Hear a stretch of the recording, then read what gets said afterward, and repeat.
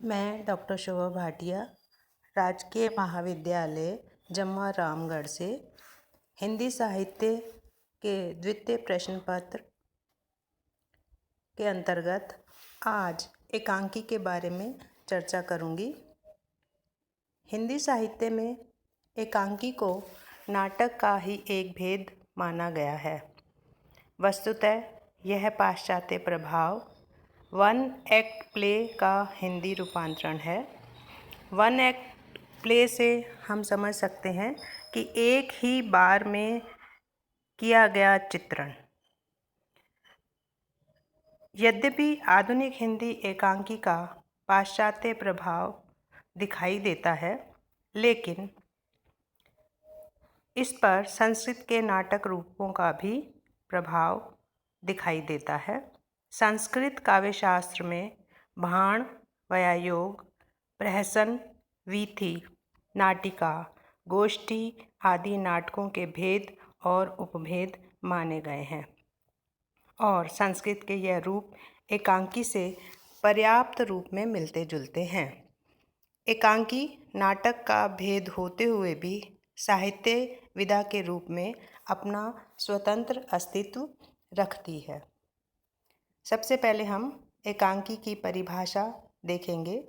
पाश्चात्य विद्वान Sydney box के अनुसार एकांकी साहित्य की वह नियंत्रित एवं संयमित विधा है जिसमें एक ही घटना को इस प्रकार अभिव्यक्त किया जाता है कि उसके प्रभाव ऐक्य से पाठकों और दर्शकों का मन आकृष्ट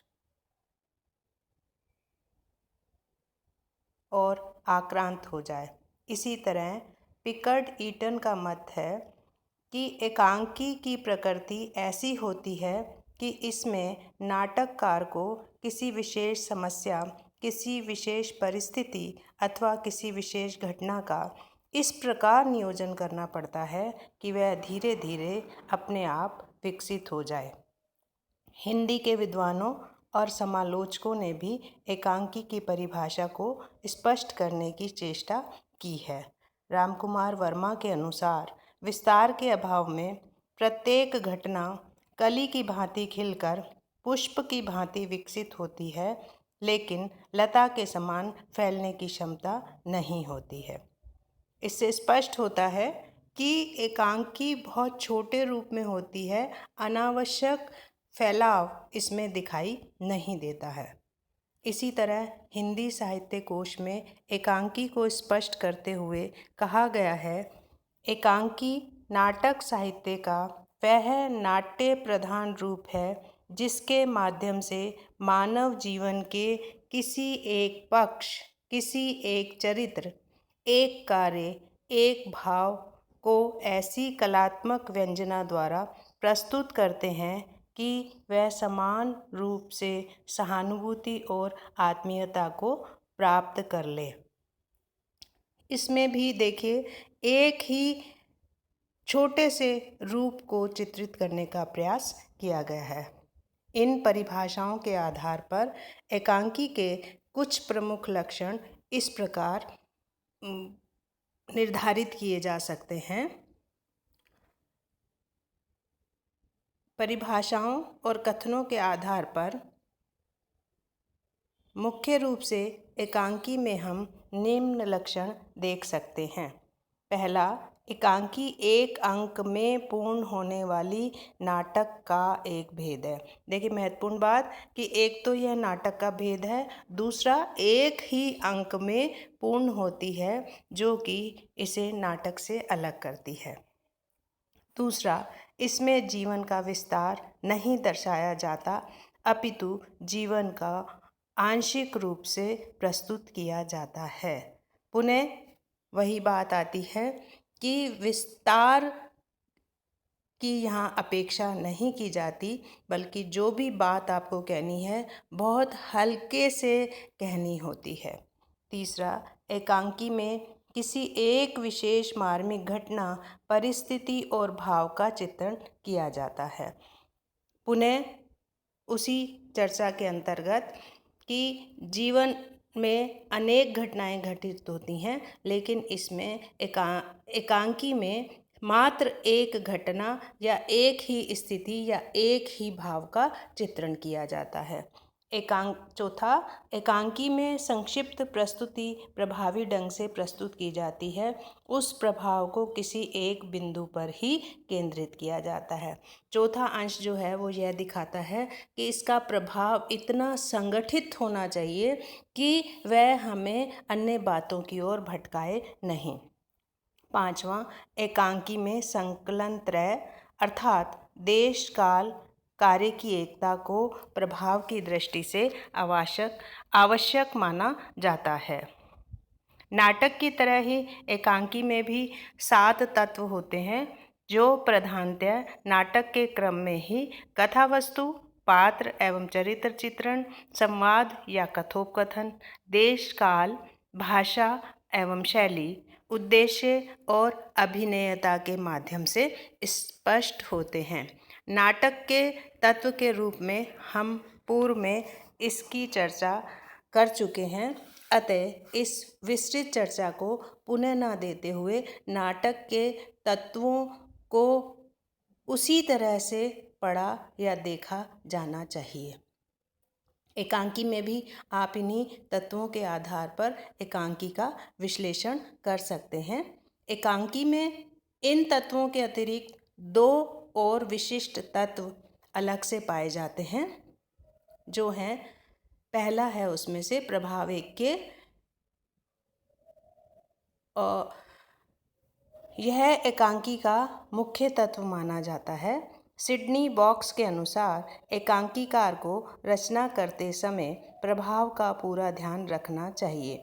प्रभाव ऐक्य का तात्पर्य है पाठक या दर्शक के मन में पड़ने वाला प्रभाव। प्रभाव की एकता रहने पर ही एकांकी की संप्रेषणीयता और सफलता निर्भर करती है। अगर लेखक या एकांकीकार अपने कथ्य में इधर उधर भटकता है तो जो प्रभाव उसके कथ्य का होना चाहिए वह एकांकी में दिखाई नहीं देता। इसलिए एकांकीकार को सदैव सजग रहकर प्रभाव की एकता की ओर ध्यान देना चाहिए। और दूसरा जो नाटक से अलग करने वाला एकांकी का मुख्य तत्व है वह है दृश्य विधान। उपरोक्त सभी तत्वों का एकांकी में पूर्णतः निर्वाह होना चाहिए। वर्तमान में इन तत्वों के अलावा एक अन्य तत्व भी एकांकी के अंतर्गत माना जाता है और वह है दृश्य विधान। इसका तात्पर्य ये है कि जो चित्रण आपने एकांकी में किया है उसका चित्रण इतना प्रभावी होना चाहिए कि वह दर्शक को बांधे रखे। अगर एक अंक में होने के कारण, छोटी होने के कारण एकांकी में बार बार दृश्यों को परिवर्तित किया जाएगा तो उसका वो संगठित प्रभाव नहीं पड़ेगा जो एकांकी का मुख्य लक्ष्य है। विद्वानों के माध्यम से एक अंक में एकांकी के एक अंक में 5 दृश्य हो सकते हैं, लेकिन क्योंकि इसका उद्देश्य एक सूत्र में बांधना है इसलिए एक दृश्य की घटनाओं से दूसरे दृश्य की सूचना मिलनी चाहिए। मतलब एक दृश्य दूसरे दृश्य से जुड़ता हुआ महसूस होना चाहिए। ऐसा नहीं कि पहला दृश्य कोई और बात कह रहा है और दूसरा दृश्य कोई और बात कह रहा है, अपितु दृश्य चित्रण के माध्यम से अगले दृश्य तक पहुंचने की कड़ी जुड़ी हुई महसूस होनी चाहिए। समीक्षकों का मत है कि आदर्श एकांकी में 3 ही दृश्य पर्याप्त होते हैं। इस तरह एकांकीकार को दृश्य विधान का भी ध्यान रखना चाहिए। एकांकी के तत्वों की समीक्षा करने के पश्चात एकांकी और नाटक में अंतर को भी हम देखते हैं। एकांकी नाटक का ही एक विशेष रूप है। कलेवर की दृष्टि से एकांकी नाटक से छोटी होती है। साथ ही इसमें मुख्य रूप से जो अंतर है उन्हें समझना आवश्यक है। नाटक एक पुरानी विधा है और उसके स्वरूप के आधार पर ही एकांकी की विवेचना मूल्यांकन का प्रयास किया जाता है, जो कि एकांकी के पक्ष में गलत हो जाता है। इन दोनों में जो अंतर हमें मुख्य रूप से दिखाई देते हैं उसे हम इस तरीके से समझ सकते हैं। पहला, एकांकी में एक ही अंक होता है, जबकि नाटक अनेक अंकों पर आधारित नाटक विधा है। दूसरा, एकांकी में एक ही घटना अथवा एक ही कार्य की एकता होती है, जबकि नाटक में एक से अधिक कथाएं, उपकथाएं और घटनाएं हो सकती हैं। तीसरा, एकांकी में चरित्रों का क्रमिक विकास तथा धीमे विकास की सुविधा नहीं होती। इसमें तेज गति से चरित्र के वांछित पक्ष को दर्शाया जाता है और कार्य की परिणति की ओर अग्रसर किया जाता है, जबकि नाटक में चरित्रों के जीवन के विविध पक्षों को जीवन अनुभव के घात प्रतिघातों के आधार पर क्रम से विकसित किया जाता है। चौथा, एकांकी का कथानक आरंभ से ही अपनी परिणति की ओर तेज गति से बढ़ता हुआ दिखाई देता है, जबकि नाटक में विकास क्रिया बहुत धीमी होती है। पांचवा, एकांकी के कथानक में घनत्व और केंद्रीय तत्व विद्यमान रहता है, जबकि नाटक में इस दृष्टि से अधिक विस्तार, विविधता और फैलाव होता है। छठा, द्वंद्व की दृष्टि से भी एकांकी बहुत गतिशील और एकांतिक प्रभाव से संपन्न होती है, जबकि नाटक में इस द्वंद्व को अनेक पक्षों के रूप में दिखाया जा सकता है। सातवां, एकांकी के कथन भी नाटक की अपेक्षा अधिक चुस्त और आक्रामक होते हैं। नाटक में जहां संवादों को फैलाया जाता है, वहां एकांकी में इसकी संभावना बहुत कम रहती है। आठवां, नाटकों में घटना प्रवाह और चारित्रिक विकास में काफ़ी उतार चढ़ाव और विविधता संभव होती है, जबकि एकांकी में यह दोनों तत्व तेज गति से अपने गंतव्य की ओर बढ़ते दिखाई देते हैं। इस प्रकार स्पष्ट होता है कि अनेक समानताओं के होने पर भी महत्वपूर्ण भेदों के कारण नाटक और एकांकी अपने अलग अलग स्वरूप में स्वतंत्र विधा के रूप में स्वीकार की जाती है। नाटक और एकांकी का विश्लेषण देखने के बाद यद्यपि दोनों में साम्यता होने के कारण अक्सर लोग एकांकी और नाटक में अंतर नहीं कर पाते हैं, लेकिन प्रभाव और लघुता के कारण एकांकी कम समय में दिखाई जाने वाली वो घटना है जिसे हम बड़ी आसानी से ग्रहण कर सकते हैं और यह असर हम छोटे रूपों में देखते हैं।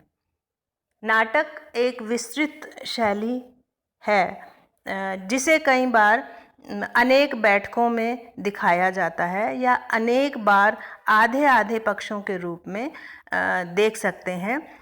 इसे हम अगर दूरदर्शन के माध्यम से देखने का प्रयास करें तो धारावाहिक जो हमें लगता है कि सीमित समय में दिखाए जा रहे हैं, लेकिन वो कितने लंबे समय तक चलते रहते हैं, वो हमें स्पष्ट करता है एकांकी और नाटक के बारे में।